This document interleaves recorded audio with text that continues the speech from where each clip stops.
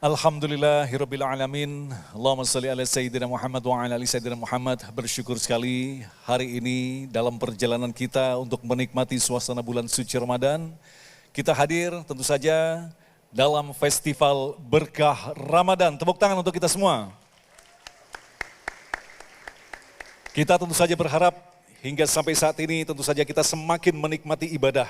Begitu banyak ibadah, ibadah saum, ibadah tarawih dan ibadah-ibadah lainnya, bukan malah semakin lemas badan kita. Untuk itulah perlunya di sini asupan ilmu dari guru-guru kita. Dan alhamdulillah malam hari ini kita kedatangan guru-guru istimewa kita. Inilah Ustadz Abdul Somad. Assalamualaikum Ustadz. Tepuk tangan untuk Ustadz Abdul Somad. Dan berikutnya adalah Ustadz Dasat Latif, yang terkenal dengan beleng-beleng. Malam ini tentu saja kita berharap mereka akan menampilkan ilmu sekaligus juga gaspol begitu ya Ustadz Dasat ya. Walaupun di sini suasananya agak sedikit panas begitu gerah, tetapi insya Allah semakin dingin dengan kehadiran ilmu dari guru-guru kita. Dan alhamdulillah juga kedatangan di tengah-tengah kita yaitu Kang Nur Zaman. Beliau adalah pemret dari One Dot News. Untuk itu, sebelum kita dengarkan tausiah dan sekaligus sedikit dialog nanti dengan guru-guru kita, tema yang kita angkat malam hari ini bisa kita catat baik-baik, yaitu meraih keberkahan optimal di bulan penuh ampunan. Untuk itu terlebih dahulu kita persilakan kepada Kang Nur Zaman untuk menyampaikan sambutannya. Silakan Kang Nur. Assalamualaikum warahmatullahi wabarakatuh. Alhamdulillahirabbil alamin. Wassalatu wassalamu ala asrofil anbiya'i wal mursalin wa ala alihi thahirin at-thayyibin wa ashabil muntajabin. Bapak-bapak, ini ide menyatukan beliau ini memang pasti nggak gampang. Tapi kami lakukan berkat teman-teman kami, ada Faiz, ada Subhan. Nah, beliau itu berada di tempat kami, Pak. Gitu. Berada di tempat kami. Nah, tempat kami sendiri adalah sebuah portal, Pak. Portal yang saya yakin belum ada di dunia, Pak. Karena dikerjakan oleh AI semua, Pak. 90% pekerjaannya dikerjakan oleh AI, Pak. Nah, boleh diputar nggak di sini, teman-teman? Jadi ini nah ini audionya dong, pakai audio dong. Pakai audio.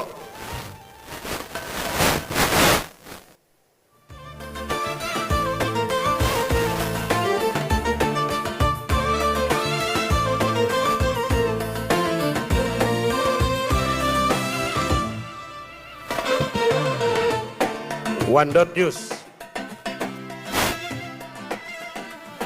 Jadi ini ada Damai Indonesiaku ada di sini, Pak.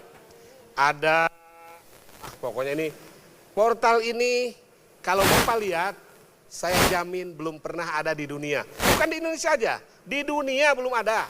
Makanya tolong dibuka nanti setelah dari sini, atau kalau yang ada HP silahkan dibuka. Saya jamin akan berdecak kagum. Ini dikerjakan oleh AI semua. Biasanya untuk membuat portal seperti ini diperlukan 100 orang, 200 orang, Pak. Saya cuma 9 orang, Pak. 9 orang redaksi sama IT. Semua diprogram AI semua yang ngerjain, Pak. Orang itu hanya mengkurasi saja. Orang mengkurasi saja. Bener nggak ini AI itu ngelamunnya bener nggak gitu. Sesuai dengan lamunan kita nggak gitu. Nah ini One Dot News ini insya Allah mudah-mudahan berkah buat umat. Karena ada Damai Indonesiaku di dalamnya, gitu kan. Nah ini terima kasih atas kehadiran bapak-bapak yang telah hadir di sini. Mudah-mudahan menjadi berkah buat kita semua. Tentu penghargaan yang paling besar semua bisa duduk bareng di sini. Wabillahi taufiq wal hidayah. Wassalamualaikum warahmatullahi wabarakatuh. Kang Nur Zaman mungkin bisa duduk di sini aja? Oke, silakan Kang Nur. Terima kasih. Dan untuk menjawab penasaran, Anda silakan klik di One Dot News. Baiklah hadirin yang kami cintai, segera kita akan ikuti tausiah dan sekaligus dialog dari guru-guru kita. Sekali lagi tema yang kita angkat yaitu tentang meraih keberkahan optimal di bulan penuh ampunan. bagaimanakah kita meraih keberkahan, bukan sekedar berkah tetapi optimal di bulan penuh ampunan. Yang jelas bulan ini apapun yang kita lakukan atas nama ibadah dengan menyebut nama Allah maka akan dihitung sebagai pahala. Bayangkan saja, pahalanya tentu berlipat-lipat. Baik, yang pertama kami persilakan kepada Ustadz Dasat Latif. Mungkin ada waktu sekitar 10, 15 menit, 20 menit, 25 menit, 30 menit. Ustadz Dasat Latif akan menjelaskan kepada kita tentang makna daripada keberkahan itu apa. Sehingga kita bisa paham mindset kita rubah, berkah itu apa sih? Nah, bagaimanakah cara untuk meraih keberkahan itu? Silakan Ustadz Dasat Latif. Saya berdiri. Berdiri Ustadz, biar semakin bersemangat Ustadz. Assalamualaikum warahmatullahi wabarakatuh. Alhamdulillahi rabbil alamin. Wabihi nasta'inu ala umurid dunya waddin. Ashhadu an la ilaha illallah wa ashhadu anna muhammadan abduhu wa rasuluh. Allahumma salli ala Sayyidina Muhammad wa ala alihi wa sahbihi ajma'in, amma ba'd. Bapak Ibu saudara-saudara sekalian, teristimewa yang kita hormati, Tuan Guru saya, Tuan Guru kita semua, Ustadz Profesor Dr. Haji Abdul Somad yang insya Allah dimuliakan dan dirahmati oleh Allah Subhanahu wa Ta'ala. Sebelum saya memulai lebih jauh, saya mau tahu, ada enggak yang tahu arti Ramadan? Saya kasih hadiah. Ada yang tahu arti Ramadan? Ayo, uang merah. Siapa yang mau? Saya kasih hadiah. Siapa yang mau? Ayo. Yang di depan. Siapa? Ayo, sini. Ya, sini. Enggak usah ibu-ibu. Nanti mamanya Cik tercemburu. Ya, sini. Ya, cepat sedikit Pak. Waktu kita terbatas. Ya, sebelum dijawab ada passwordnya. Passwordnya adalah siapa namanya istrinya Ustadz Dasat. Belum kenalan. Mestinya jawab saja Nyonya Dasat Latif. Masya Allah. Oke, apa arti Ramadan? Ramadan artinya pembakaran. Oke, betul. Ini uang Ustadz, beda uang polisi. Kalau uang Ustadz berkah. Pak, ini uang saya. Siap. Selama Bapak tidak belanja, insya Allah Bapak selalu ada duitnya. Amin. Nah ini ya. Sudah? Foto dulu. Oh foto? Siap. Ya. Oke, selfie. Ya. Gelap. Gelap. Ya. Oke. Saya memang tidak gagah. Lebih gagah penyanyinya Armada. Mana tadi itu? Tapi saya penuh pesona. Mana buktinya ibu-ibu semua mau foto sama saya toh? Nah, Ramadan artinya membakar.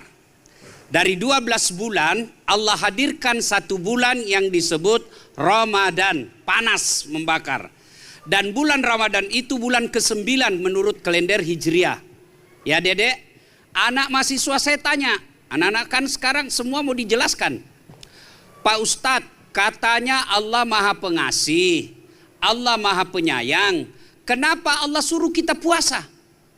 30 hari kita lapar, enak tidur disuruh bangun. Oke, karena anak mahasiswa tidak bisa dikasih dalil, dikasih logika. Adek-adek,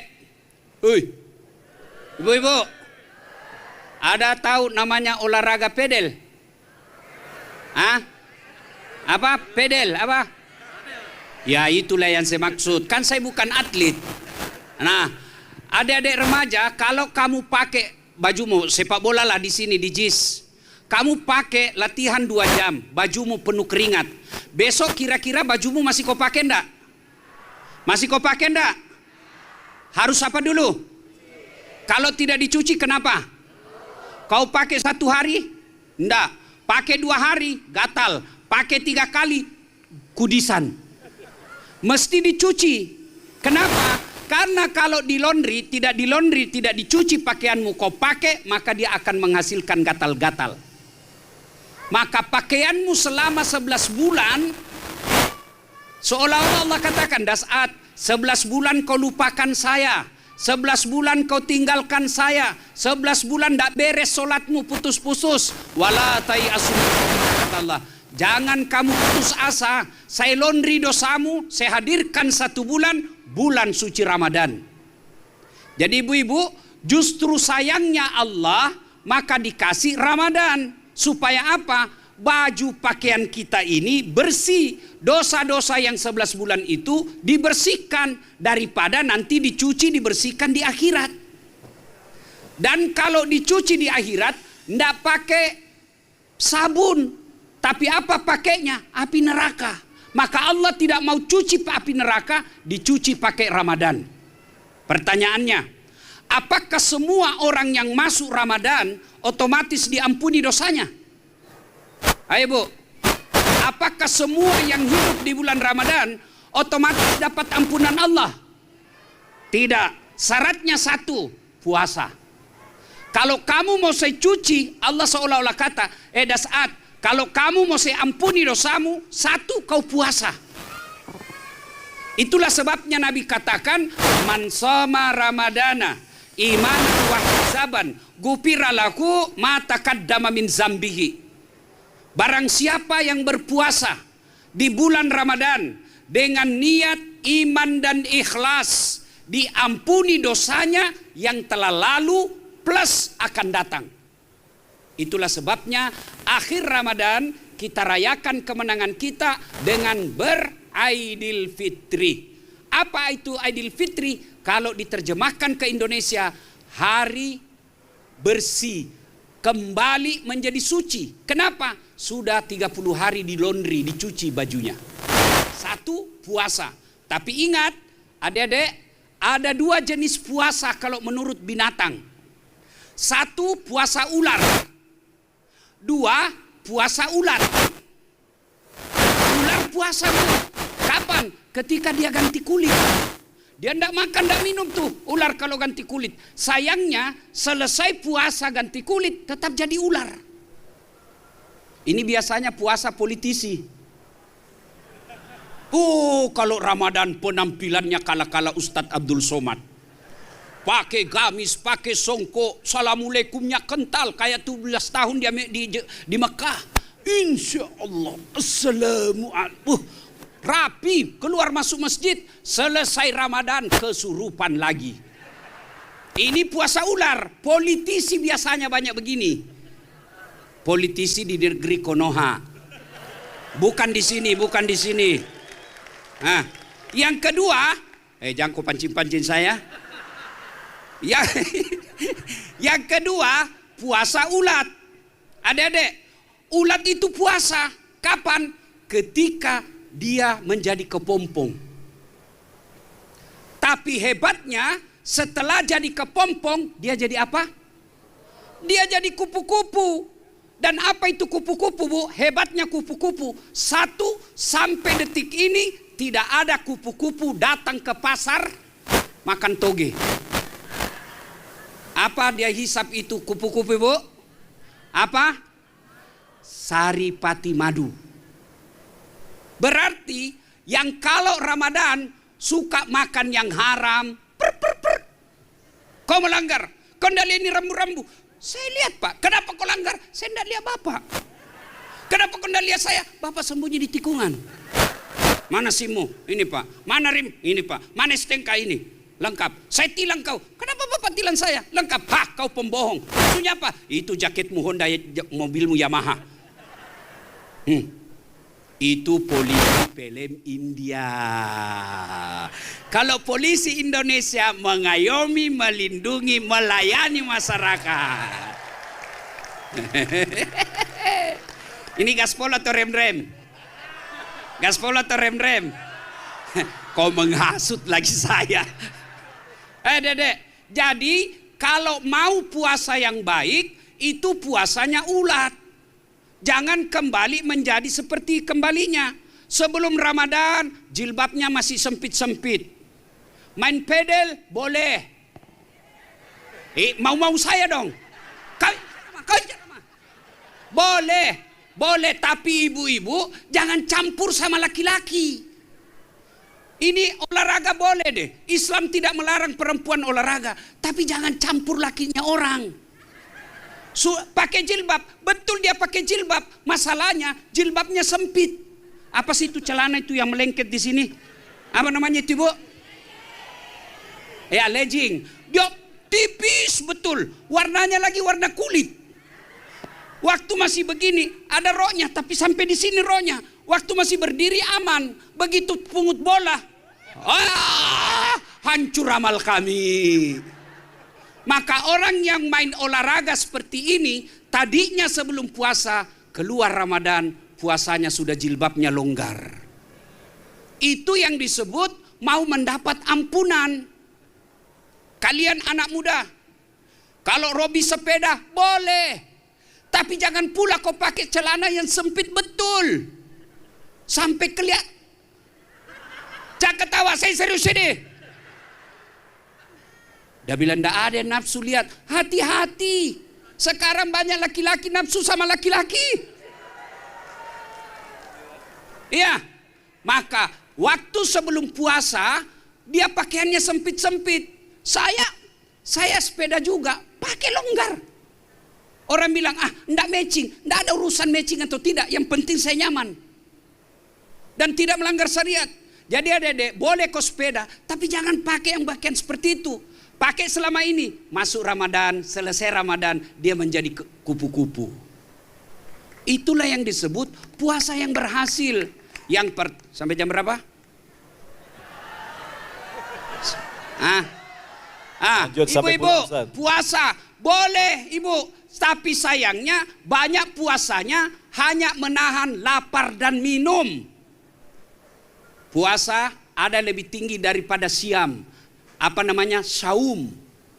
Siam itu hanya menahan makan dan minum serta berhubungan badan secara sengaja. Itu siam. Puasa dari subuh sampai maghrib. Hanya makan tidak boleh secara sengaja.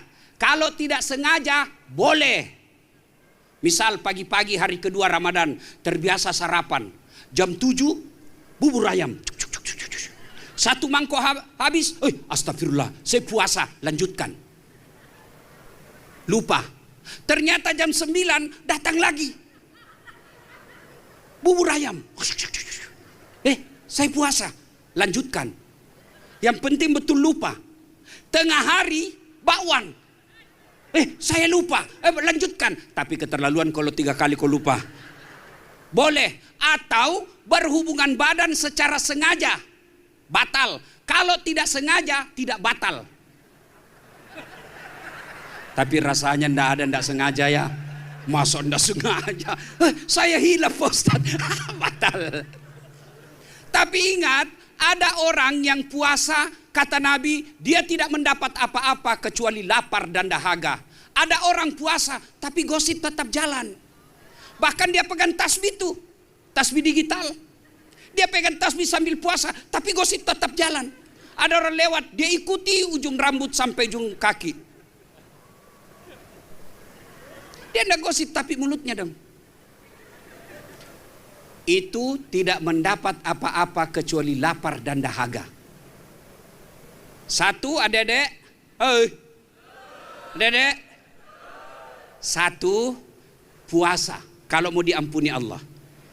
Puasa jangan sekedar menahan lapar dan minum, tapi yang jauh lebih utama saum, pengendalian hawa nafsu. Adik-adik, saya mau tanya, air putih halal atau tidak? Nasi halal atau haram?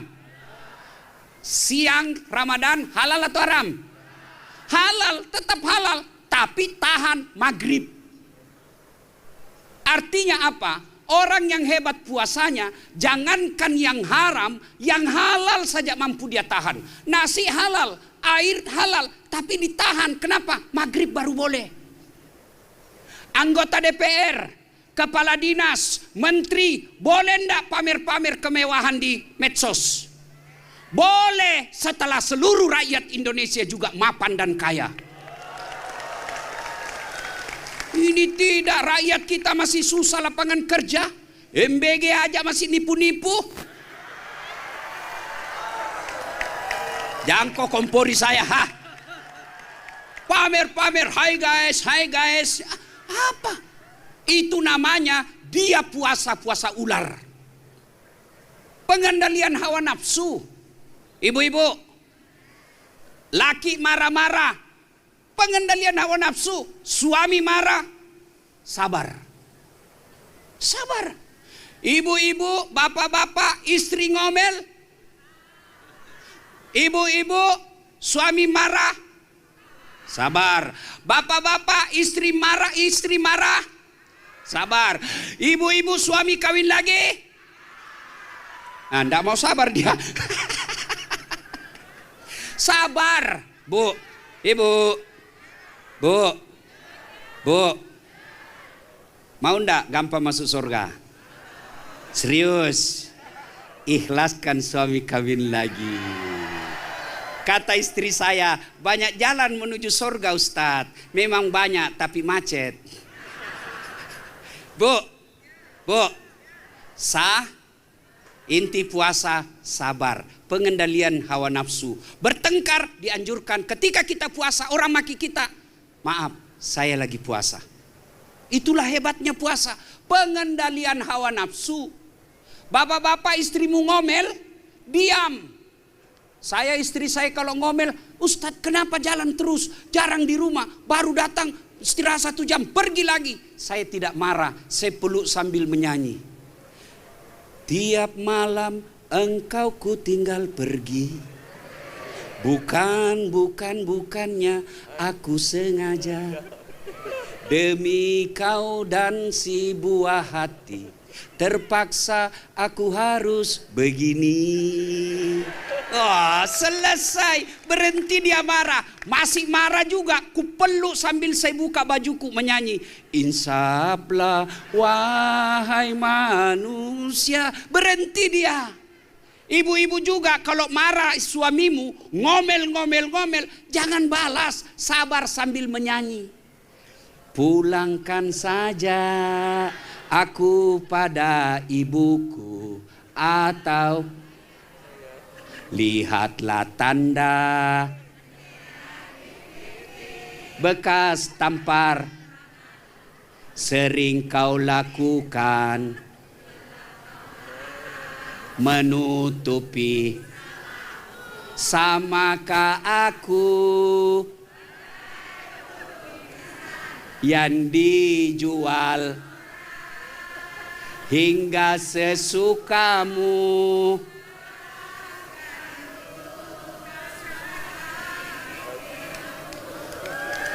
Siapa penyanyinya? Betharia Sonata. Berarti ini generasi orang tua ini, Bu. Ini sudah tua-tua semua ini. Tapi masih lebih baik lagu begitu, Bu, daripada lagu ibu-ibu zaman sekarang. Putar ke kiri, Nona. Putarlah ke kanan. Tak bolak-balik. Apa itu yang kau dapat? Jangan ketawa, saya serius ini. Jadi, yang saya heran, Pak, Bu, dengar. Kalau orang kaya bertengkar tiap hari, paling tidak rumahnya mewah. Orang kaya bertengkar tiap hari, paling tidak mobilnya nyaman. Orang kaya bertengkar tiap hari, paling tidak depositonya banyak. Meskipun dia bertengkar tiap hari, dunianya dia punya duit. Kalau kita sudah tinggal di pinggir kali, hujan kebanjiran, ngontrak, suami jelek, istri bau ketek, bertengkar tiap hari, kapan kau bahagia?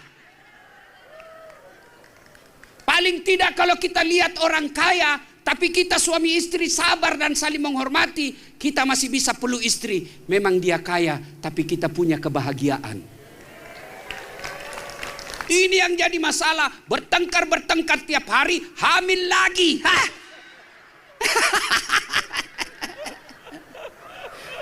Satu buah.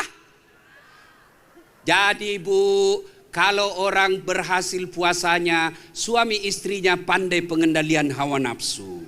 Istri marah, kita suami diam.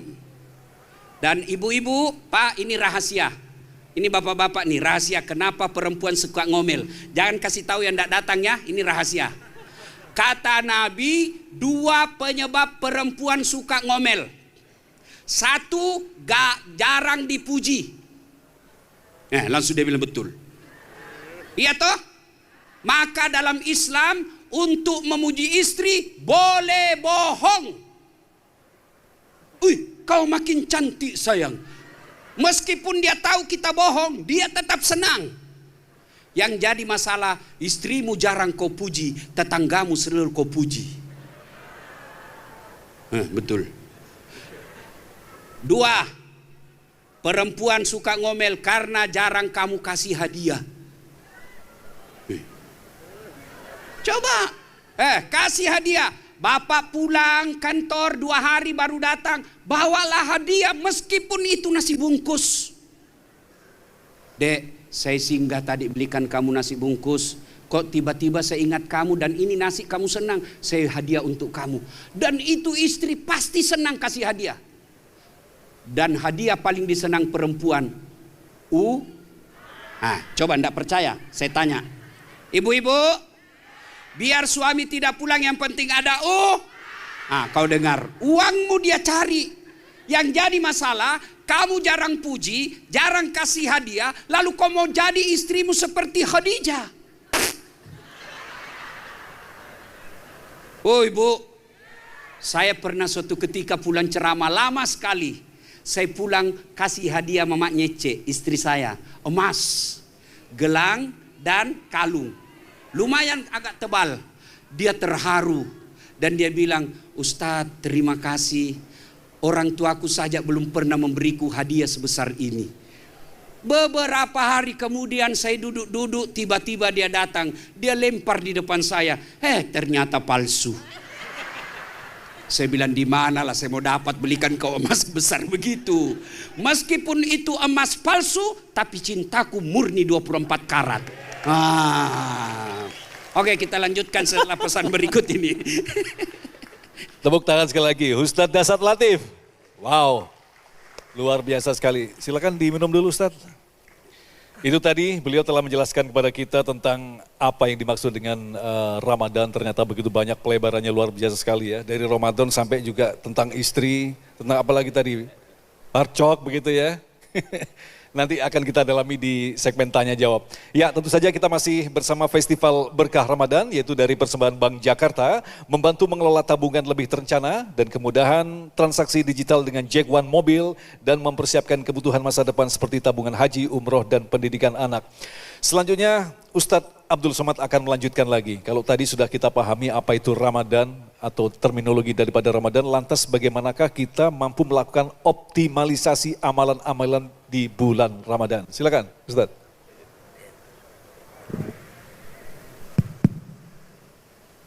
Bismillahirrahmanirrahim.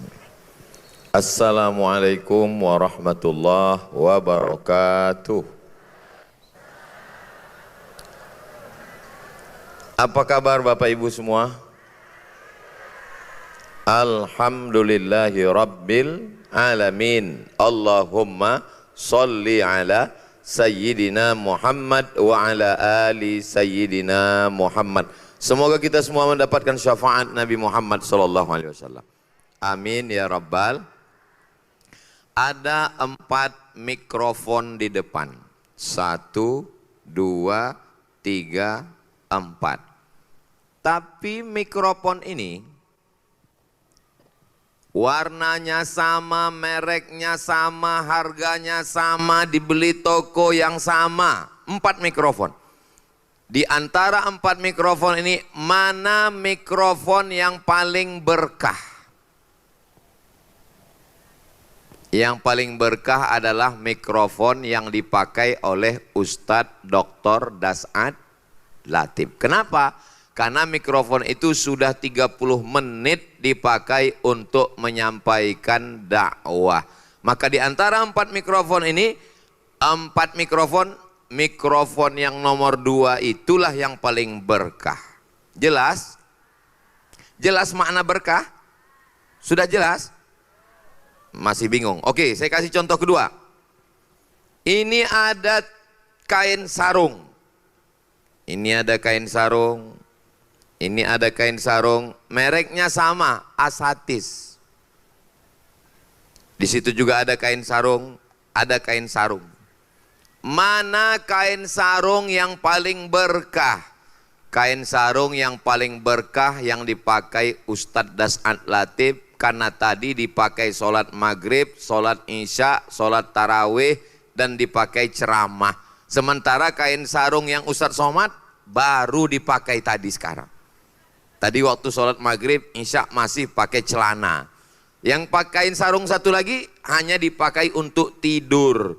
Maka inilah kain yang paling berkah. Walaupun mereknya sama, harganya sama, pabriknya sama, kainnya sama, asalnya sama. Tapi kain ini paling berkah. Kenapa? Karena paling banyak dipakai untuk ibadah. Dari dua contoh ini sudah jelas makna berkah. Apa arti berkah? Berkah artinya ziyadatul khair. Dia punya kebaikan yang lebih. Sama-sama mikrofon, sama-sama bagus, tapi yang ini lebih kebaikannya. Sama-sama kain sarung, tapi yang ini lebih kebaikannya. Makanya makanannya sama, berasnya sama, lauknya sama, ikannya sama. Kita mau makanan kita ini punya kelebihan kebaikan yang lebih. Makanya kita mau makanan itu berkah. Makanya doa makanan berkah, Allahumma barik lana fima rozaqtana wa qina azabannar. Istrinya sama, sama-sama perempuan. Ada di sini yang istrinya laki-laki. Mudah-mudahan Allah menyelamatkan anak-anak cucu kita dari penyakit LGBT ini. Sama-sama perempuan, tapi yang ini istrinya berkah, lembut, baik, penyayang, mengayomi, melindungi. Itulah kenapa orang yang menikah kita doakan supaya rumah tangganya berkah. Doanya barakallahu lakuma wa baraka alaikuma wa jama'a bainakuma fi khair. Lahir anaknya sama umurnya, sama-sama 2 tahun, sama-sama laki-laki, sama-sama perempuan. Tapi anak ini kita ingin berkah, punya kelebihan, punya kebaikan yang berlebih. Maka kita doakan barakallahu laka fil mauhub wa syakartal wahib wa ruzikta birrahu wa balagha asyuddahu. Dan kita tadi mau ketemu di malam ini umurnya sama, tapi kita ingin ada kelebihan keberkahan. Makanya tadi Mas Agung mendoakan dapat berkah, Ustadz Das'ad mendoakan dapat berkah, Ustadz Somad mendoakan dapat berkah. Makanya di dalam salam itu yang paling ujung ada berkah. Assalamualaikum warahmatullahi wabarakatuh. Mudah-mudahan kita semua mendapatkan keberkahannya insya Allah. Amin.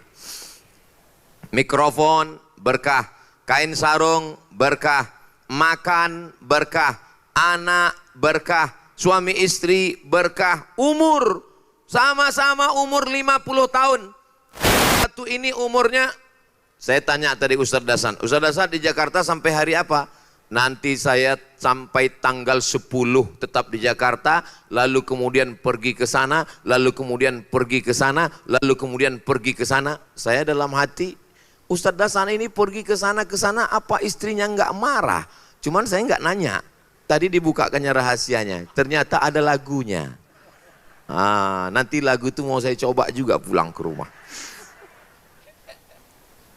Umur beliau berkah, di kampus ngajar, ceramahnya jalan, mencerahkan umat dari Sabang sampai Papua, pergi ke luar negeri. Tapi ada orang yang umurnya hanya dipakai untuk maksiat dosa, sama-sama 50 tahun. Tapi yang ini berkah. Makanya malam ini saya diminta untuk menjelaskan makna berkah. Sekarang kita sedang berada pada bulan Maret. Sekarang kita berada pada bulan Ramadan.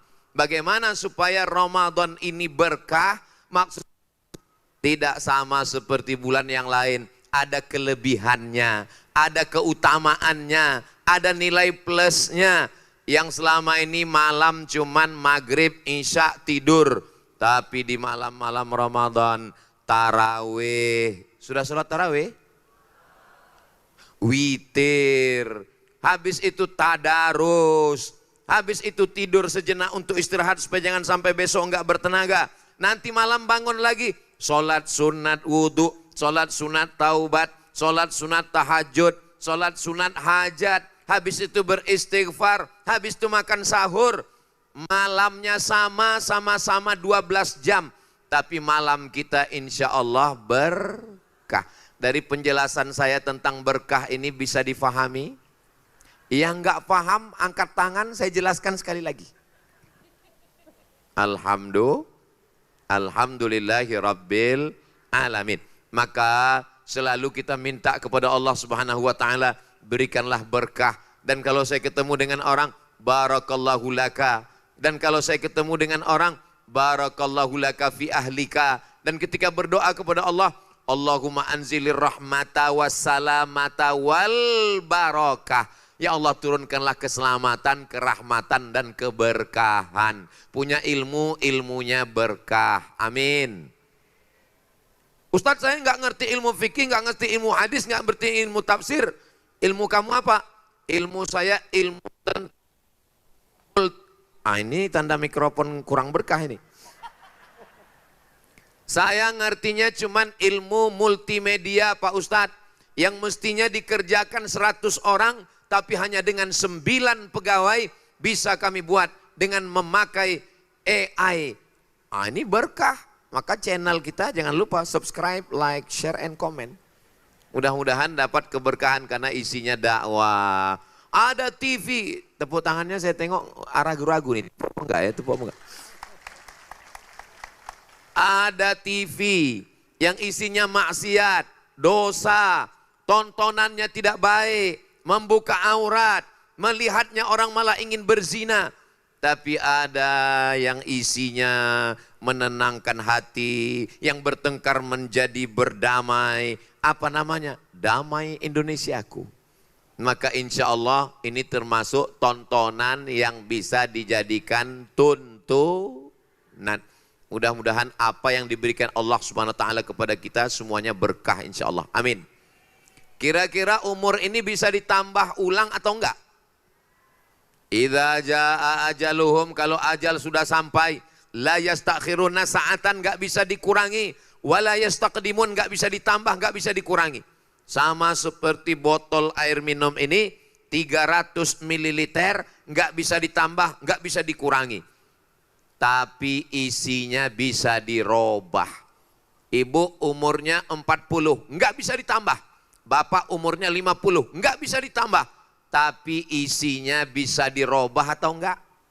Bisa. Diisinya yang berubah, itulah namanya berkah. Ini kalau botol 300 ml isinya air putih 5.000. Kemahalan Pak Ustadz untuk hari raya. Tapi kalau diisi madu berubah menjadi 500.000. Kalau diisi air zam-zam belum tentu bisa berangkat karena pesawat takut kena rudal. Saudaraku yang dimuliakan Allah Subhanahu wa Ta'ala. Jadi botolnya nggak bisa ditambah ulang menjadi 600 ml, nggak bisa. Memang daya tampungnya cuma 300. Tapi insya Allah isinya bisa dirobah. Begitu juga dengan bulan ini. Yang namanya bulan Arab itu 29, 30. Nggak bisa 28, nggak bisa 31. Tapi isinya bisa dirobah. Makanya malam-malam Ramadan ini mudah-mudahan setiap malam semuanya. Satu hari mengeluarkan berapa kata.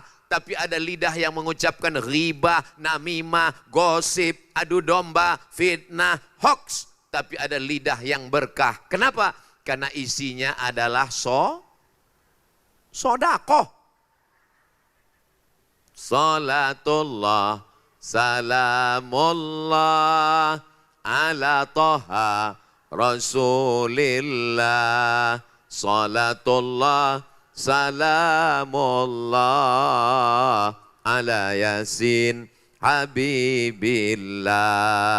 Tawassalna bismillah wa bil hadi Rasulillah wa kulli mujahidin lillah bi lil badri ya Allah. Makanya lidah itu senantiasa diisi. Matanya juga begitu. Matanya sama, tapi ada mata yang isinya enggak ada berkahnya sama sekali. Tapi ada mata yang melihat handphonenya Al-Quran, melihat laptopnya kajian, melihat YouTube-nya adalah YouTube guru-guru kita, ustadz-ustadz kita semua. Dan insya Allah itu juga handphonenya pun berkah. Ada orang yang melihat hanya scroll yang nggak tentu, nggak jelas arah, entah apa yang mau dicari. Tapi ada orang yang dilihatnya adalah nasihat, tausiah, ceramah, ayat Quran, pengajian, khutbah, maka keberkahan. Mudah-mudahan masih ada sisa Ramadan. Ini sudah malam yang ke-15 atau ke-17? Ke-11? 12? Masih ada 12, masih ada 18 malam lagi. Yang lalu-lalu bisa kita ulang atau enggak? Lantar ji'al ayyamul lati madat. Yang lalu enggak bisa kita ulang. Menangis air mata darah enggak bisa kita ulang. Tapi yang 18 malam lagi, insya Allah mudah-mudahan yang 18 malam lagi insya Allah malamnya semuanya berkah semua insya Allah. Amin. Ada orang yang sekarang di rumah hanya nonton TV, hanya ngelihat handphone, enggak keluar. Tapi ada orang yang malam ini kumpul bersama kita, langkah kakinya berkah, matanya berkah, telinganya berkah, mulutnya berkah, pikirannya berkah, hatinya berkah. Sehingga nanti menghadap Allah membawa keberkahan-keberkahan insya Allah. Amin ya Rabbal Alamin. Berkah itu ada 4. Ada berapa berkah? Ada berkah tempat. Ini kalau kita sholat sunat di sini 1 rakaat nilainya 1. Tapi kalau kita sholat sunat di Masjidil Haram nilainya berapa? 100.000. Di sini 1. Tapi kalau di Masjidil Haram 100.000. Itu namanya berkah tempat. Berkah apa namanya? Berkah tempat. Yang kedua, berkah orang. Saya manusia biasa. Tapi ada orang yang rambutnya diambil, diletakkan di peci. Yang mengambil rambutnya namanya Khalid bin Walid. Siapa namanya? Khalid bin Walid. Mengambil rambut Nabi SAW. Peci saya hilang. Mana peci saya? Mana peci saya? Kenapa Khalid bin Walid sibuk nyari peci? Banyak jualan peci. Di dalam peci itu ada rambut Nabi Muhammad sallallahu alaihi wasallam. Itu namanya barokah orang. Yang pertama barokah tempat. Yang kedua barokah orang. Yang ketiga barokah benda. Bendanya berkah. Ini batu. Di rumah kita tempat giling sambal juga batu. Dan ada batu yang dicium. Apa nama batunya? Hajar Aswad. Itu berkah benda. Tapi dia mulia berkah bukan karena kita. Datang Umar bin Khattab mau mencium Hajar Aswad. Ya Hajar, wahai batu, innaka la tanfa' wa la tadur. Engkau tidak bisa mendatangkan manfaat, engkau tidak bisa menolak mudarat. Laula Muhammadun qabbalaka ma qabbaltuka. Kalaulah bukan karena Muhammad menciummu, saya pun enggak mau menciummu. Ini namanya berkah benda. Pertama, berkah tempat. Yang kedua, berkah orang. Yang ketiga, berkah benda. Yang keempat, berkah momen. Ini termasuk Ramadan ini masuk berkah momen. Kalau kita nggak bisa ke Mekah, kalau kita nggak bisa nyium Hajar Aswad, kalau kita nggak bisa ketemu Nabi, kalau kita nggak dapat rambut Nabi, paling nggak yang keempat ini kita pasti dapat. Apa dia? Berkah momen, berkah Ramadan, berkah tahajud malam, berkah sahur, berkah berbuka. Itulah tanda keadilan Allah. Oh, enaknya orang kaya pergi ke Masjidil Haram. Enaknya pejabat mencium Hajar Aswad. Enaknya orang-orang yang punya kelebihan keutamaan. Lalu kami berkah apa? Allah adil. Kau tetap berada di Indonesia, tapi kau dapat berkah yang keempat. Berkah momen. Momen malam tahajud. Berkah momen pengajian. Berkah momen Ramadan. Berkah momen sholat subuh berjamaah. Insya Allah dapat 4-4-nya, alhamdulillah. Enggak dapat 4, paling enggak yang keempat. Tapi kalau sampai 1 pun enggak, mati aja lah. Mudah-mudahan kita semua mati dalam keadaan husnul khatimah. Itulah penjelasan tentang berkah. Jangan kemana-mana, kita lanjutkan setelah yang satu ini. Mantap. Baik, terima kasih. Tepuk tangan sekali lagi untuk Ustadz Abdul Somad. Alhamdulillah, guru-guru kita telah memberikan sebuah paparan yang insya Allah ini akan menjadi panduan bagi kita.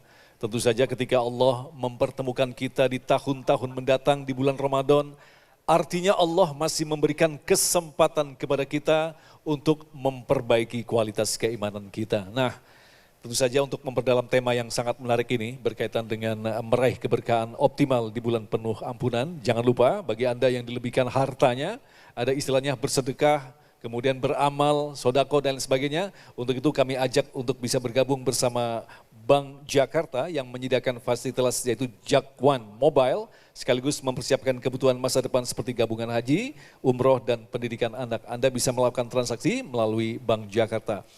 Baik Ustadz, tema-tema yang disampaikan tadi, paparan sebagai pengantar tadi sangat menarik sekali. Ini ada pertanyaan kepada Ustadz Dasat Latif ini yang sering kali kita dengar dari banyak, khususnya bagi pegawai ini Ustadz Dasat Latif. Seringkali mereka mengatakan, saya ini ketemu bulan suci Ramadan tapi sebagai pegawai yang sangat terikat taat kepada aturan-aturan yang tidak bisa berbuat banyak di situ. Bahkan sholat tarawih pun susah gitu. Sementara judul kita adalah mencapai optimalisasi. Lantas how to manage, itu aja sih secara singkat itu Ustaz. Ya, jangan sampai pemahaman kita yang sempit tentang berkah dan amal sehingga hidup kita menjadi susah. Jangan berpikir bahwa mencari nafkah itu bukan ibadah. Ada sahabat Nabi yang pernah dicium tangannya, namanya As'ad al-Ansyari. Nabi pulang perang, lalu berjabat tangan, dan Nabi cakap, ini tanganmu kok kasar sekali. Kata sahabat ini, ya Rasulullah, saya ini kerja ngambil batu besar di gunung, saya kecil-kecil potong, kalau di Makassar namanya ciping. Lalu hanya itu yang mampu aku lakukan untuk menghidupi anak istri saya yang halal. Lalu Nabi mencium tangannya dan berkata, tanganmu inilah yang menghalangimu dari sentuhan api neraka karena kamu mencari nafkah yang halal, tanggung jawabmu kepada anak istri. Itu. Jadi orang kalau kerja, saya mau taraweh, tapi saya terikat tanggung jawab saya menghidupi anak saya. Maka insya Allah cari nafkah itu juga akan Allah nilai sebagai ibadah karena tanggung jawab. Segala kebaikan itu adalah ibadah, amal. Kemudian ada lagi sahabat, Nabi lagi duduk-duduk di masjid, tiba-tiba lewat, ya bukan sahabat utama, anak muda lewat, dia bawa cangkul, dilewati aja majelis, nyinyir, kalau bahasa sekarang, nyinyir sahabat yang ada di dalam, itu kok enggak ada sekali berkah hidupnya. Ada Nabi dia tidak singgah, dia lewatin aja, enggak tinggal majelis. Apa kata Nabi? Jangan kamu nyinyiri dia. Dia juga itu beribadah. Dalam beribadahnya kamu bermajelis, ibadahnya dia cari nafkah. Jadi jangan berpikir Ramadan ini hanya pergi taraweh. Saya tidak bisa taraweh di masjid. Memang kalau bertaraweh, Rasulullah cuma 4 hari taraweh berjamaah. Boleh taraweh di rumah. Tidak bisa lama-lama, ekspres.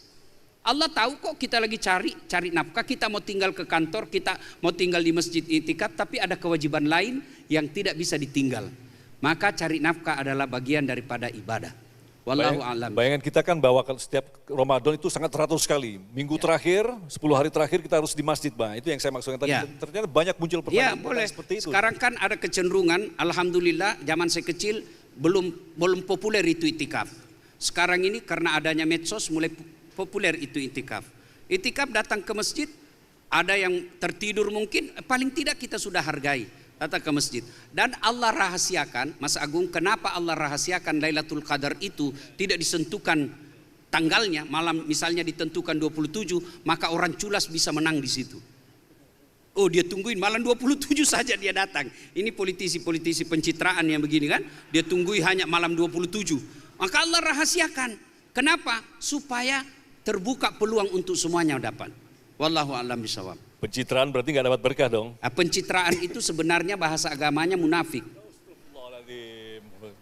Cuma dihaluskan menjadi pencitraan. Munafik itu kata Allah, innal munafikina fid darkil asfali minan nar.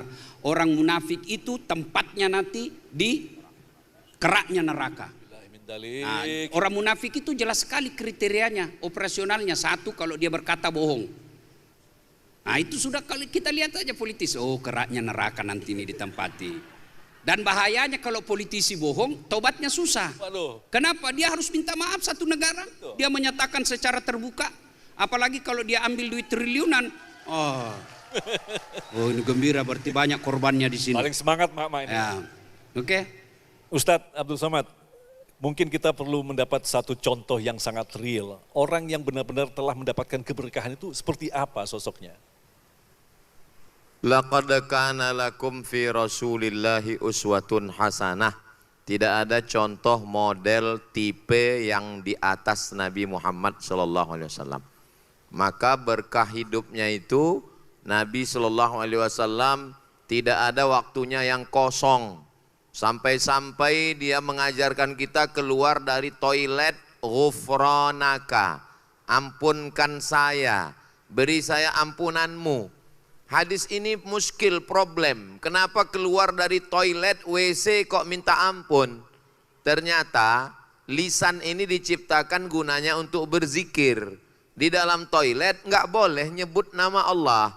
Maka minta ampun kepada Allah karena di dalam tadi tidak menggunakannya sesuai dengan fungsinya. Itu diajarkan Nabi. Wallahi demi Allah, inilah astaghfiru ila rabbi wa atubu ilaih, saya beristighfar sehari semalam mi'ata marrah, 100 kali. 100 kali, hadis ini pun muskil, problem. Nabi kan nggak ada dosa. Kenapa dia beristighfar 100 kali? Ternyata dosa kita berzina, minum khamar, judi, riba. Bagi Nabi itu bukan dosa, itu memang dosanya orang awam. Nabi lupa lalai sedikit saja, sudah dia menganggap dirinya itu dosa. Itulah kenapa dia beristighfar. Jadi yang paling berkah umurnya Nabi, yang paling berkah hartanya Nabi, yang paling berkah keluarganya Nabi. Makanya Nabi SAW itu bekas tapak kakinya waktu khutbah itu, imam mazhab yang keempat Imam Ahmad bin Hanbal, yang pertama Imam Hanafi, nomor 2 Imam Maliki, nomor 3 Imam Syafi'i, nomor 4 Imam Hambali. Imam Hambali mengusap mimbar Nabi dan menciumnya. Sahabatnya bertanya, wahai Ahmad bin Hanbal, kenapa kamu usap mimbar Nabi? Karena ada berkah bekas telapak kaki Nabi SAW. Lihat dalam kitab Mafahim Yajib Antusahah Sayyid Muhammad Alawi Al-Hasani Al-Maliki. Bekas minum Nabi, kirbah kulit kambing, itu diisi air oleh Asma binti Abi Bakar. Kenapa? Karena kalau anaknya sakit, dia minumkan bekas bibir Nabi itu ke anaknya untuk mengambil berkah. Betapa Nabi itu berkah dari mulai mulutnya, tangannya, matanya, rambutnya. Dan Nabi ketika dia haji wada kan digundul. Nah, sahabat berebut mengambil rambut-rambut Nabi itu. Begitulah semuanya keberkahan dia. Tidak hanya waktunya, tidak hanya hartanya, sampai badannya itu pun semuanya penuh dengan keberkahan. Nah, jadi contoh yang paling berkah tentu saja setelah Nabi, para sahabat, habis sahabat tabi'in, habis tabi'in tabi'in, dan ulama yang mengamalkan ilmunya. Al-ulama warathatul anbiya. Wallahu a'lam bishawab. Walaupun dalam perjalanan Rasulullah, konflik pun terjadi dalam rumah tangganya. Tetap saja kita katakan itu adalah berkah juga begitu ya. Nabi pernah pulang, habis minum madu dari madu maghafir yang baunya agak asam. Lalu begitu sampai di rumah, kata Sayyidatuna Aisyah, saya mencium bau yang asam ya Rasulullah. Lalu apa kata Nabi? Aku haramkan maghafir ini, tidak akan aku minum lagi karena engkau enggak suka baunya. Turun ayat, la tuharrimu ma ahallallahu lak, jangan kau haramkan yang dihalalkan Allah untukmu. Tabtaghi mardhata azwajik, karena hanya ingin menyenangkan hati istrimu. Kelihatannya seperti konflik, tapi di situ ada pelajaran. Pelajaran apa? Bahwa Nabi itu tidak diktator, bahwa istrinya bisa berpendapat, bahwa Nabi sangat sayang pada istrinya, sampai kesukaan dia yang manis-manis pun dia haramkan untuk dirinya. bahwa Nabi Shallallahu Alaihi Wasallam itu mengatakan, khairukum, orang paling baik di antara kamu, khairukum li ahli, orang yang paling baik kepada istrinya, wa ana khairukum li ahli, dan aku adalah orang yang paling baik kepada istriku. Maka ulama-ulama itu meniru sifat Nabi, sampai ada ulama kita yang memberikan gelang besar kepada istrinya untuk menyenangkan hati istrinya. Ternyata palsu. Dulu Mas Agung, alhamdulillah saya dapat pembenaran malam ini.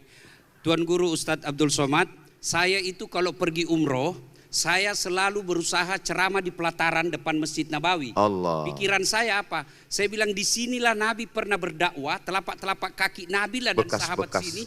Maka saya berdakwah di situ. Allah. Saya mencari, mudah-mudahan saya dapat amal seperti Nabi dakwah pada zaman Allahumma itu. salli alaihi. Malam ini saya dapat pembenaran menurut Barakallah. penjelasan oleh Barakallah Allah. fiik. Barakallah. Subhanallah walhamdulillah. Alhamdulillah. Tapi gelang Gelang itu mati saya kalau dilihat Mama Nyece ini. Apalagi harga emas naik sekarang ya. Iya. Alhamdulillah.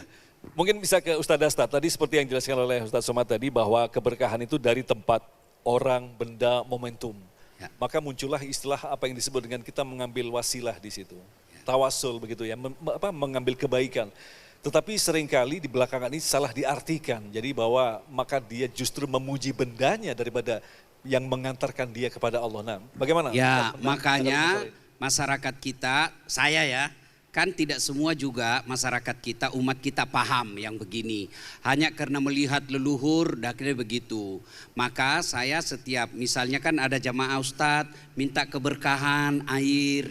Disitulah kewajiban para ulama menjelaskan bahwa bukan air ini yang menyembuhkan, tapi dengan izin Allah, Allah memberikan keberkahan dalam air ini.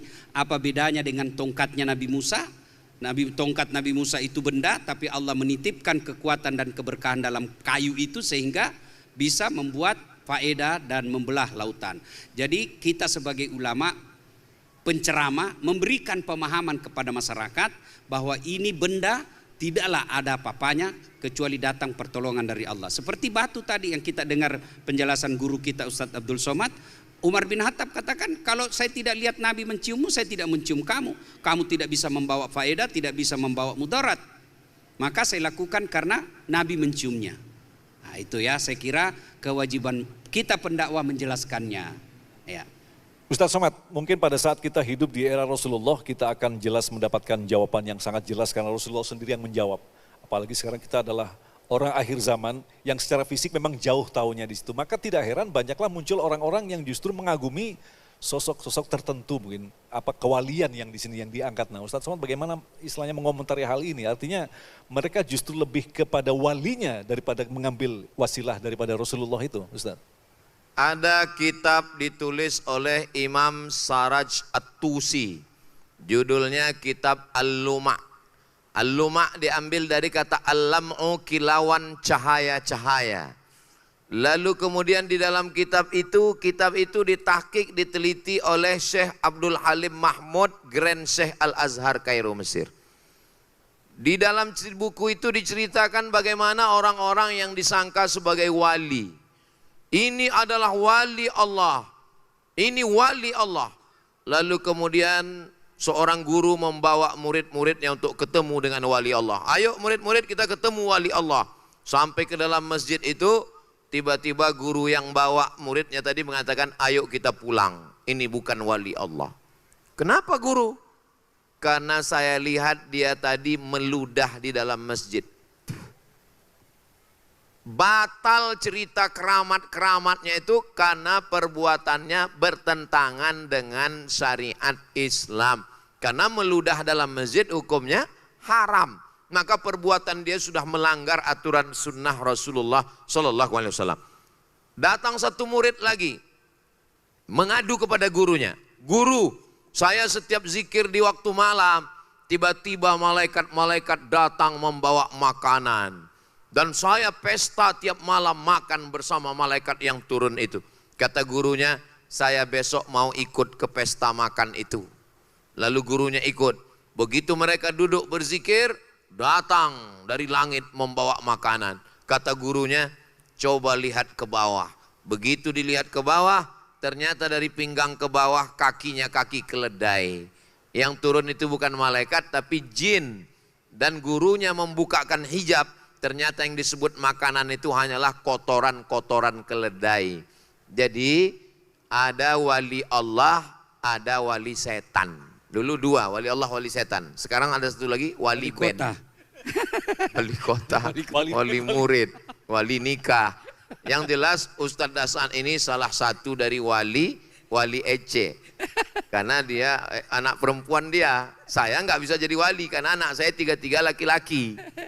Nah, jadi sekarang orang yang ngaku-ngaku wali itu sifatnya dalam Al-Quran. Ala inna awliya Allah, wali Allah itu yang pertama, la khaufun alaihim, nggak ada takutnya. Walahum yahzanun, nggak ada sedihnya.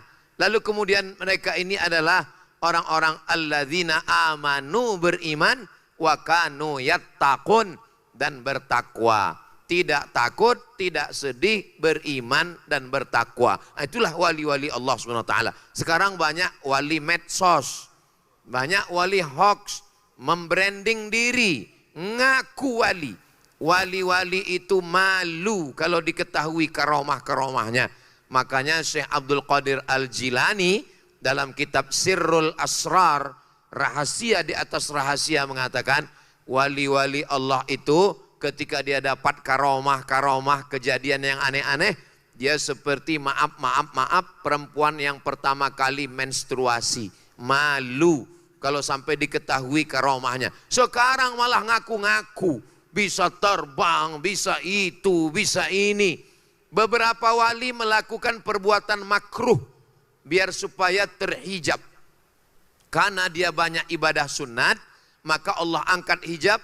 Akhirnya dia tahu tamu yang mau datang ini. Sehingga tamu yang mau datang itu dia tahu isi hatinya. Akhirnya rusak hatinya melihat tamu itu.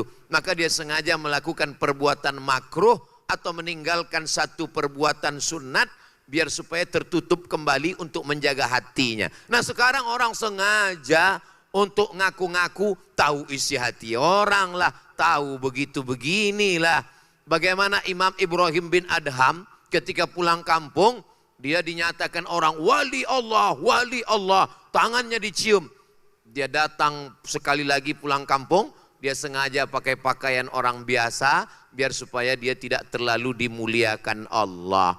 Jadi mudah-mudahan Allah menjaga hati kita semua dan gak mudah ngaku wali-wali. Fitnah luar biasa. Nah, sepakat dengan apa yang disampaikan oleh Ustadz Abdul Somad tadi. Ustadz Dasat Latif sebagai seorang pakar komunikasi, master komunikasi. Tentu saja kita ingin mendengarkan penjelasan. Kita ini kan hidup di era yang fitnah dengan kualitas yang sangat luar biasa. Siapapun akhirnya bisa mengaku-ngaku sebagai guru. Nah, ini berkaitan dengan tadi, perwalian tadi, bahwa kita harus tepat dan benar cara memilih guru. Lantas bagaimana kita bisa memilih guru sementara di dunia media sosial kita dihadapkan dengan begitu banyak pilihan-pilihan yang akhirnya justru kita susah membedakan antara guru yang benar dan guru yang berbohong begitu, yang dusta begitu Ustaz. Ya, saya melihat fenomena medsos, jamaah kita ini memilih guru itu berdasarkan jumlah followers, jumlah subscriber. Meskipun pemahaman agamanya dangkal, tapi pengikutnya 40 juta, itu yang diikuti. Padahal ini adalah pilihan mengikuti hawa nafsu. Jadi bagaimana memilahnya? Pertama kalau saya ya, pertama lihat latar belakang pendidikan. Itu latar belakang pendidikan. Ada saya melihat di medsos saya baca, karena biasa saya istilahkan maha benar netizen dengan segala komentarnya. Ya kan? Dia memaki-maki Profesor Dr. Quraish Shihab yang hidupnya hampir lebih dari setengah belajar tentang Al-Quran. Lalu dibantah oleh yang baru belajar agama, hijrah baru 2 bulan, hanya modal jenggot dan celana jingkrang. Dia kafir-kafirkan Prof. Quraish Shihab. Saya bilang, oh ini dia ikuti hanya karena melihat ini yang banyak followernya. Jadi ibu bapak melihat guru itu lihat dulu latar belakangnya. Ya, kemudian kita lihat akhlaknya. Puncak dari semua ilmu itu adalah adab, akhlak. Biar dia kuasai tafsir, kuasai segala, tapi dia memaki, kasar mulutnya, menghina orang, kebencian aja dari mulutnya. Itu saya pikir mesti belajar adab. mesti belajar adab. Saya lihat seperti kejadian tadi, terinspirasi pernyataan guru kita Ustadz Abdul Somad. Saya mendatangi orang, dilihat dipuji-puji, dianggap sebagai orang yang hebat. Tapi saya lihat dia merokok, jambung. Bagi saya tidak percaya ini. Karena perbuatan rokok itu kan sampai sekarang masih terjadi ikhtilaf. Bagi saya, pendapat saya katakan haram. Ya, tidak tahu kalau ustadz yang lain. Ya, saya tanya ustadz yang lain katakan makruh karena dia juga merokok. Saya lihat, saya tidak terlalu memuliakan karena dia depan umum terang-terangan merokok. Maka pudar langsung karena saya lihat salah satu adab etika adalah kalau ada orang berpendapat bahwa itu haram, kita hargai pendapatnya dengan tidak melakukan dia di depannya. Nah itu saya lihat, gugur saya punya penilaian buat dia. Ya, saya bahkan pernah melihat, saya tidak usah sebut, orang yang diakui hebat ilmunya di salah satu provinsi, saya datang dan saya lihat memang cincin saya tiba-tiba hilang, disuruh ambil dalam toples, saya ambil, dia telan, lama-lama dia bilang ambil lagi, ada lagi. Dan saya lihat Ramadan waktu itu kita selesai taraweh, kita cerita sampai jam 2 dini hari. Tiba-tiba dia berdoa keliling rumahnya, muncul duit di depan. Kira-kira kalau diuangkan itu sekitar 5 miliar jatuh, tak muncul. Nah, itu saya dapat tambahan ilmu lagi. Itu adalah wali setan. Dia cuma karena saya ini banyak noda dan dosa sehingga yang tadi dicontohkan bisa dilihat gurunya bahwa ini keledai, itu sudah hijabnya tidak terbatas lagi. Karena saya masih banyak noda, saya tidak tahu. Tapi saya yakin bahwa itu pakai kekuatan jin. Wallahu a'lam. Dan bahkan ada ulama yang mengatakan agama ini sebenarnya adalah nasihat, bukan pertunjukan, begitu Ustadz Somad ya. Mungkin bisa ditambahkan cara memilih guru yang tepat tadi seperti apa itu Ustadz? Yang pertama, yakinkan orangnya ada. Karena banyak yang di medsos itu AI, wajahnya, suaranya, dibuatkan narasinya, dibuatkan bentuk wajah orang, dan gak ada orangnya di alam nyata. Jadi sebetulnya jamaah malam ini yang hadir ini mau menyaksikan bahwa kami berdua ini di luas ini memang ada. Memang ada orangnya. Nah itu, setelah dia bukan AI, dia manusia yang ada niatnya. Beda orang dengan bukan orang.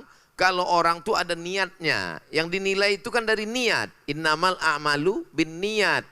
Yang kedua, akidahnya mesti akidah ahli sunnah wal jamaah. Bukan khawarij, bukan syiah, bukan murjiah, bukan qadariyah, bukan mu'tazilah. Dia mesti ahli sunnah wal jamaah. Yang kedua, yang ketiga dalam hal fikih dia bermazhab. Enggak bisa kita ini jadi imam mazhab kelima. Kita mau mazhab Hanafi, mazhab Maliki, mazhab Syafi'i, mazhab Hambali. Ya, yang penting dia ambil dari salah satu mazhab. Yang keempat, dia berakhlakul karimah, mengikut imam-imam, ulama-ulama. Kalau kita umumnya di Indonesia ini pondok-pondok dari Imam Abu Hamid Al-Ghazali, Ihya Ulumuddin. Ada dasarnya, bukan etika barat dan lain sebagainya. Maka kalau orang ini udah cukup syarat, ya itu guru kita. Saya pernah tanya kepada Syekh Abdul Mun'im bin Abdul Aziz bin Siddiq Al-Ghumari. Syekh, apakah boleh kita mendengar hadis dari seorang syekh melalui internet? Kata dia boleh. Dalilnya apa? Dalilnya karena sahabat Nabi dulu mengambil hadis, sahabat yang perempuan mengambil hadis dari balik tirai. Dari balik tirai itu kan berarti tidak langsung. Itulah dalilnya kita boleh mendengarkan hadis, pengajian. Jadi kalau ada orang mengatakan kamu ngaji melalui YouTube itu sanadnya nggak nyambung, putus. Berdasarkan fatwa ini boleh dia ambil. Kenapa? Karena orangnya ada dan orangnya insya Allah guru-guru kita ini benar insya Allah. Jadi analoginya di balik tirai tadi begitu. Iya. Nah, sekarang bagaimana dengan orang yang bertalaki? Apakah memang bisa dilakukan talaki via internet atau YouTube walaupun itu ditayangkan secara live begitu Ustaz? Kami membaca kitab Sahih Al-Bukhari. Di-live-kan. Live. Streaming. Lalu kami tanyakan, Syekh, kalau ada orang yang ikut live nih sekarang, jauh. Apakah dia termasuk dalam yang ikut majelis kita ini? Iya. Masuk dia dalam golongan yang mendengarkan hadis ini. Sama seperti dikiaskan dari balik tirai. Karena dia tidak langsung. Wallahu a'lam. Bagaimana? Cuma ada nih Mas Agung, Silakan. saya melihat fenomenanya, jamaah kita setelah dengar dakwah dia menjadi juri. Oh kalau ini ceramah ini, oh kalau ini aja dia jadi juri. Apalagi sampai membanding-bandingkan dan menyalah-nyalahkan. Bagi saya Bapak Ibu, terimalah ilmu tanpa menyalahkan perbedaan pendapat dari ustadz yang lain. Kalau Bapak Ibu yakin ini ada dalil, ada ulama yang mengajarkan, silahkan laksanakan tanpa menyalahkan orang yang berbeda dengan pendapat itu. Kita mencontoh sifat dan akhlaknya Imam Syafi'i dengan Imam Ahmad. Bagaimana Imam Syafi'i mengajarkan kunut, Imam Ahmad tidak, tapi ketika ziarah kubur justru kunut. Nah seperti itu. Jadi kepada Bapak Ibu, ketika mendengar dakwah, jangan kaku dan apalagi menyalah-nyalahkan sehingga kita terkesan seperti panitia hari kiamat. Oh ini salah, ini bid'ah, ini masuk neraka ya. Silakan laksanakan tanpa menyalahkan pendapat orang lain. Nah Ustaz Somad, bukankah ketika kita menuntut ilmu ada istilah diijazahkan di sini? Bahkan kalau di Mesir kan ada LC gitu, license. Bagaimana dengan orang-orang yang mengikuti pengajian seperti kita saat ini Ustaz? Apakah bisa dinyatakan bahwa ilmu itu sudah masuk atau hanya sekedar mendengarkan atau seperti apa penjelasannya? Misalkan Mas Agung membaca buku di perpustakaan, lalu kemudian mengatakan saya mendapatkan hadis ini di buku, itu namanya wijadah. Wijadah artinya mendapatkan hadis pemahaman dari buku. Itu termasuk diakui walaupun levelnya paling bawah. Daftar rujukan. Ya, ada namanya munawalah.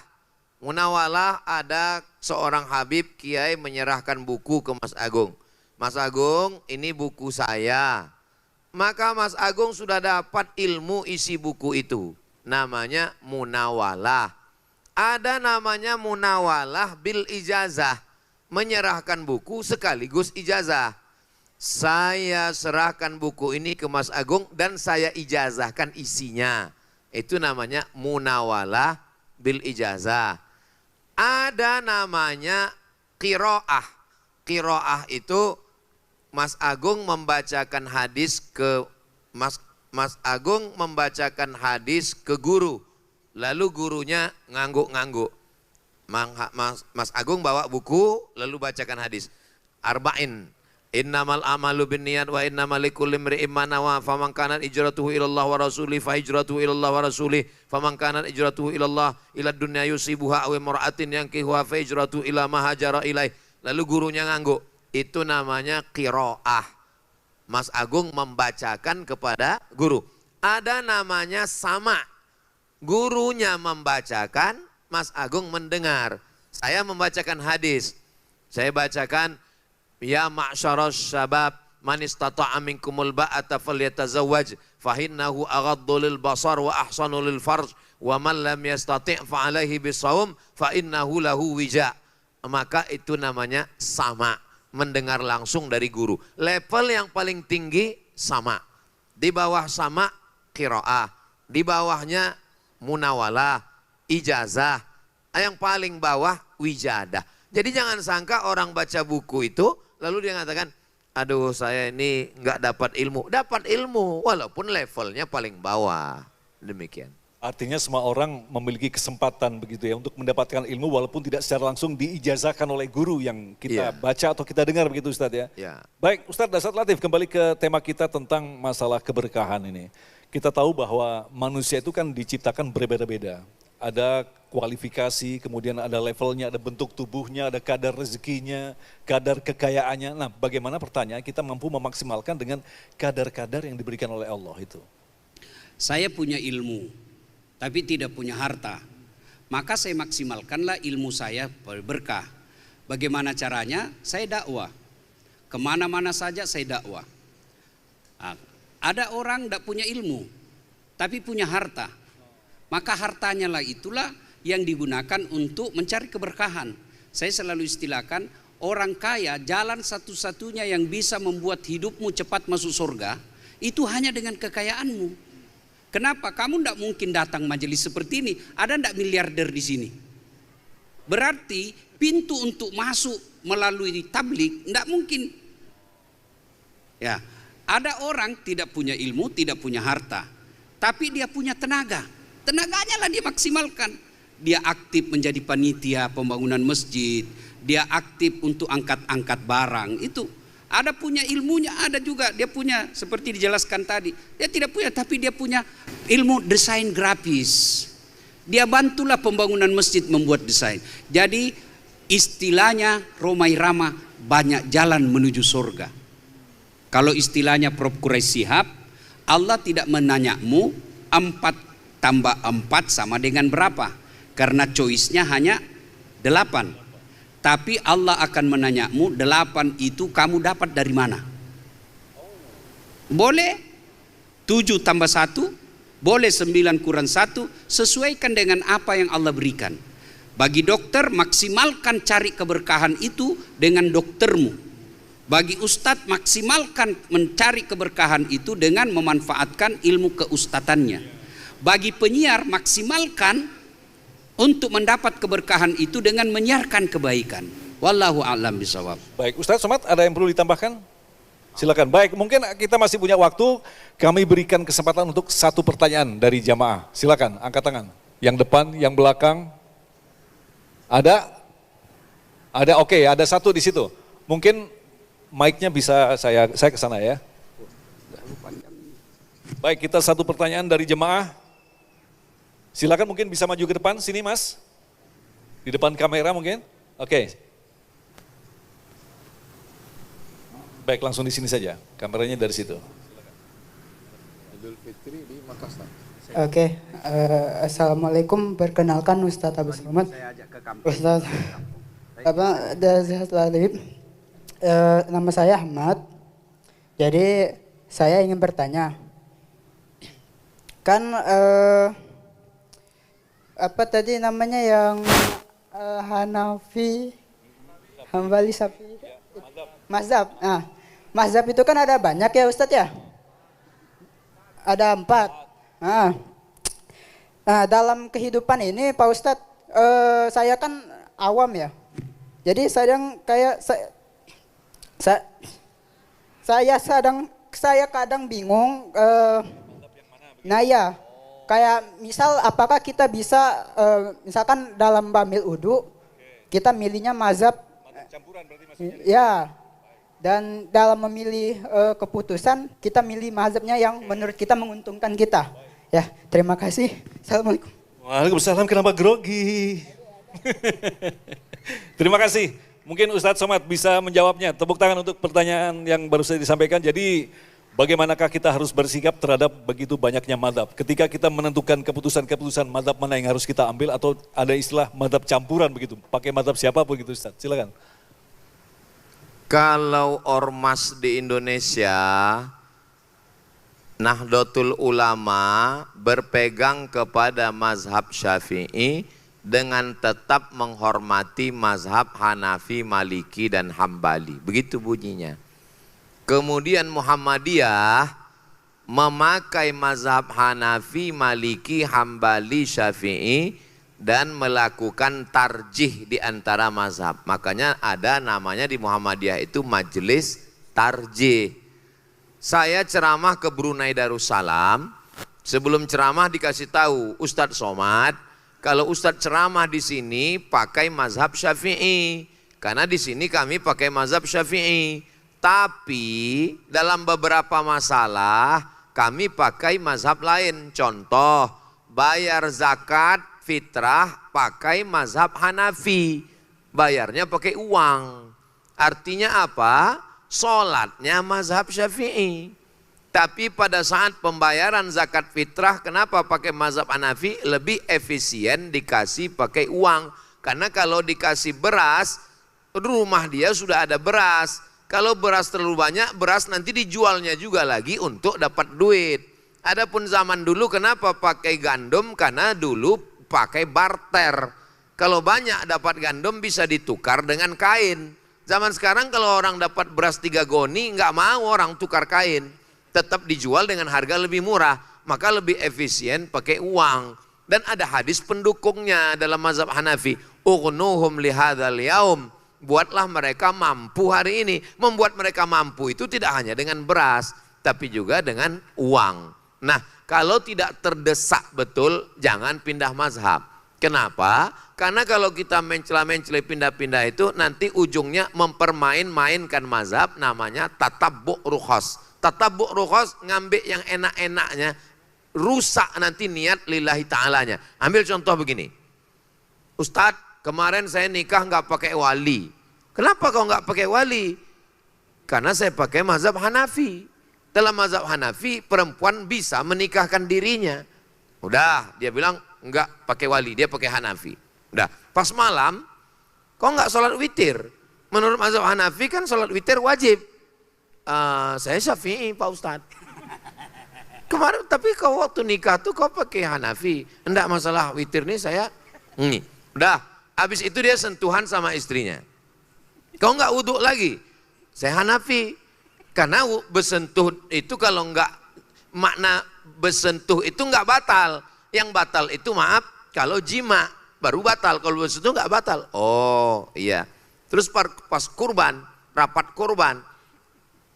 Kurban dalam mazhab Hanafi wajib. Kau kan Hanafi kan? Iya, nggak kurban. Saya Syafi'i Ustaz. Sunat muakkad. Itu namanya tatabbu' rukhas. Ngambil enak-enaknya aja.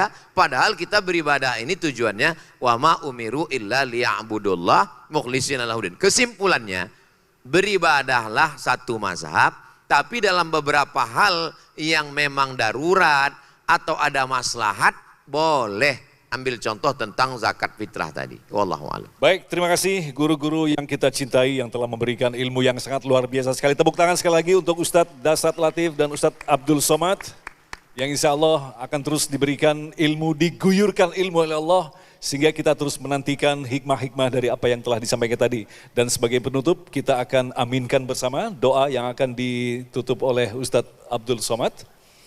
Untuk itu kami persilakan Ustadz. Dan kita aminkan insya Allah apa yang dapat kita dapatkan di malam hari ini tentunya ilmu yang bermanfaat akan menjadi panduan bagi kita untuk memperbagus kualitas daripada keimanan kita. Silakan Ustaz. Astaghfirullahalazim, astaghfirullahalazim, astaghfirullahalazim alladzi la ilaha illa huwal hayyul qayyum wa atubu ilaih.